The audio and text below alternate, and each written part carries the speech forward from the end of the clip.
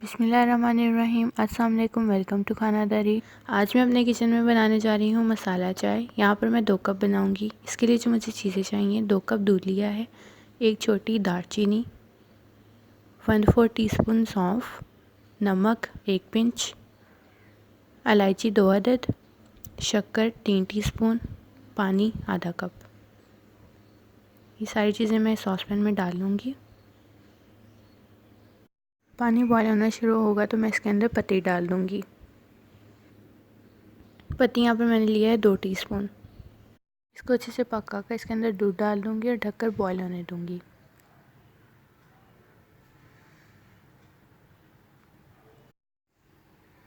ये बॉयल होना शुरू हो गई है। अब इसे मैं अच्छे से फेंटती जाऊँगी। ये चाय सेहत के लिए भी बहुत अच्छी होती है। ज़ुकाम हो या गला ख़राब हो, आप इसे बनाकर पिएं।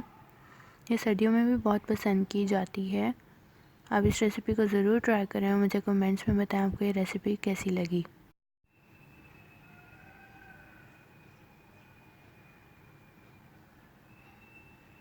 ये चाय अच्छे से पक गई है।